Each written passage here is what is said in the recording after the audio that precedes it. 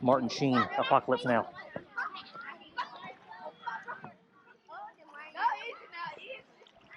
I know what I'm doing. I know what I'm doing.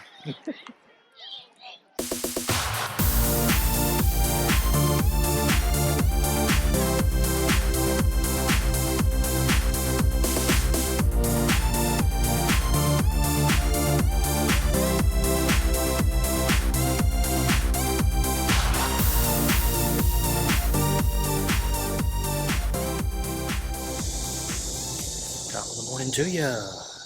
Tuesday morning, mid-morning. Once again, we slept late because we can. We're on vacation. We're going to do a little hiking today. Well, compared to Sunday, not hiking, walking, leisurely strolling. We're going to see some of these other trails for the fainter of heart, which I think we've proven we belong in that category. We're going to do that a little bit before lunch, and then we might actually get into a little bit of water sports today. Something you guys haven't seen us do, and you may regret seeing once we show it to you. But anyway, it's our last full day, so we're going to try to be a little bit active and partake of the place a little bit more before we're going to start breaking down this evening and heading back tomorrow. So. The Shortline Trail. The shorter the better. Hence named for the railroad tracks that used to be here.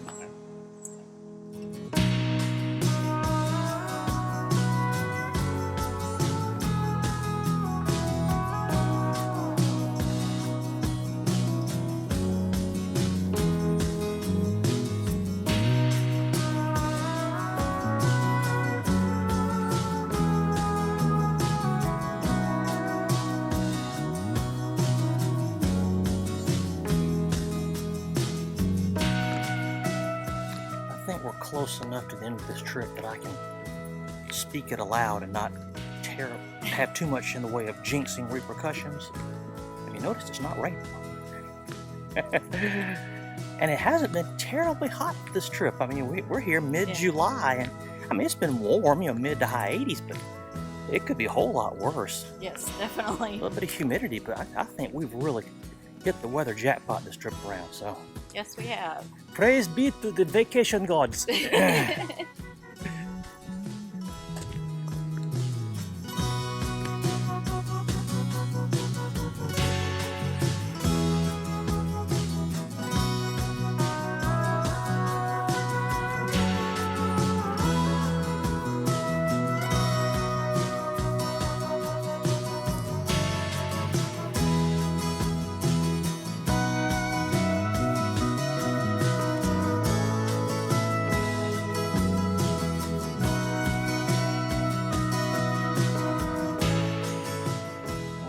Enough excitement for this morning anyway. Yes. Actually a little bit after lunchtime, and I don't know about boss lady here, but my body's reminding me it's past lunchtime, so yes. We're going to head back and find a bite or 12, and then we'll decide about water sports. Water sports? Water sports? Not too much sport. Water.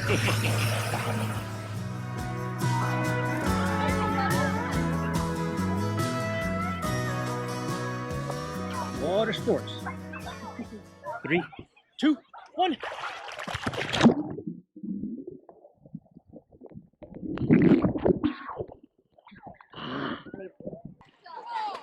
All right, once again, lack of research. We're pretty sure that this is Lake Tallulah, Tallulah Lake. Tallulah Lake. This is the largest of the 5 or 6 lakes in the Georgia Power hydroelectric system that resulted in all these water and gorge activities and landmarks. You see a fairly nice little beach area they've established, about between 5 and 10 yards deep. Lots of sand. You can lay your towels and such. In the day use area, picnic tables for gatherings and whatnot. Pretty neat. Pretty neat. Okay, back from one.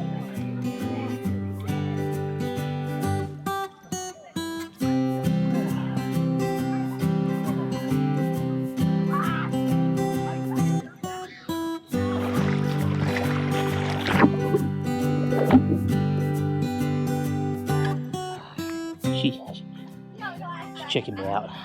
She digs my beach bod.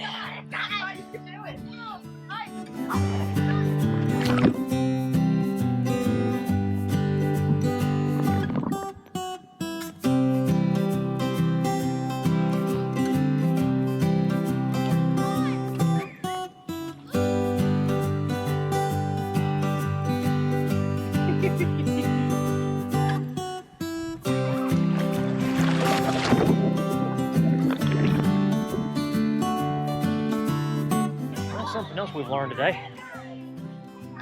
What to do when the sun comes out. Almost a year of RVing and we're finally getting some sunshine, summer activity in.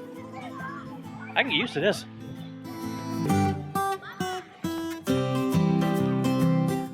Dead man swimming. Nah. You can't get me. I have you all the time. Well, sure you could get me when I least expect it. Given that we are a couple of old, out-of-shape albinos, we're not going to stay at this too terrible long, but at least we can say we have done water sports now. And we're headed back home. All good things must come to an end. Unfortunately. But as has become our kind of sort of pattern, we'll take this time to make our mission report. What did we learn on this grand misadventure? Details. If you are going on a hike, make sure you know exactly what you're getting into. I don't know about this lady, but I've kind of noticed in reading things about various natural wonders all across the country, the words intense, moderate, and extreme, and these kind of adjectives get thrown around so much that they kind of lose their meaning. Well, those adjectives were thrown around for Tallulah Gorge, and we heard them. I mean, we're not saying that we weren't listening, but I guess we're guilty of, I won't even say not believing them, but just kind of thinking, well, yeah, right, we've heard that before. Right. And this was the one time that, by God, they meant it. Well, that and the description of the gorge floor trail was actually broken into sections. So even if we read the description, it didn't include all the different branches of what they considered the entire trail. Yeah. So it was a little misleading and confusing.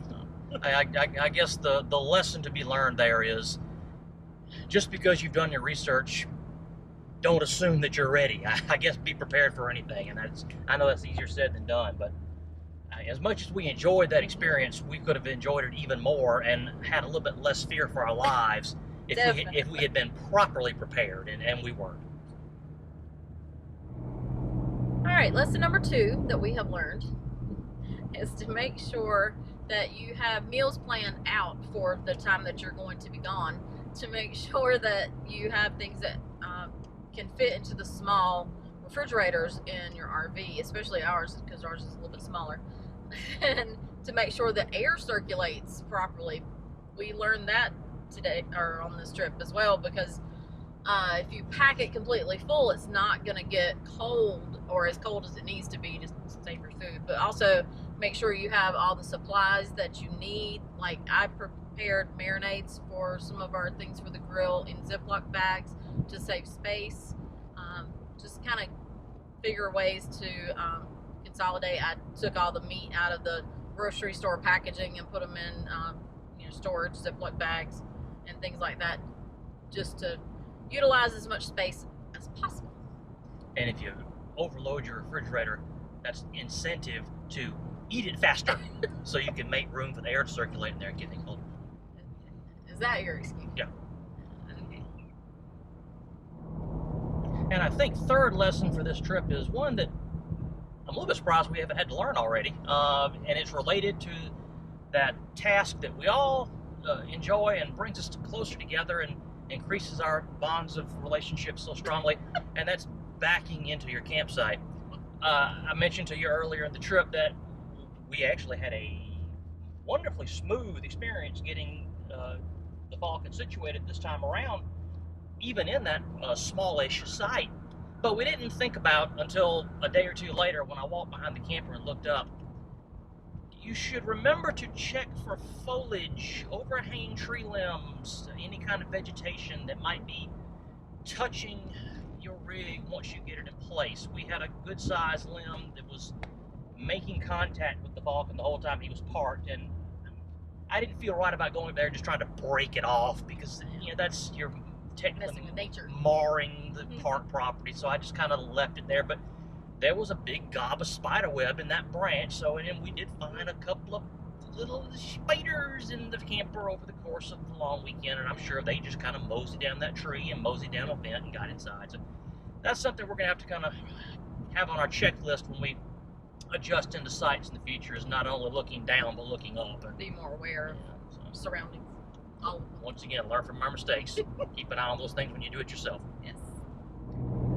And thus concludes our long weekend adventure to Tallulah Gorge State Park here in North Georgia. Wonderful time. Glad we did it. I'm never climbing that gorge ever again. No. But it's done. Checked it off. And we can talk about it for the rest of our lives. Until next month, when we return to the site of our very first RV adventure, Lake Greenwood State Park. That will be roughly the 1-year anniversary of our having the Vulcan and getting into this grand part-time lifestyle. So remember, subscribe, check that notification bell, give us a thumbs up if we're doing a great job, or let us know if we're not. Preferably the first part. Right. And until then, as we always do, Keep living and learning.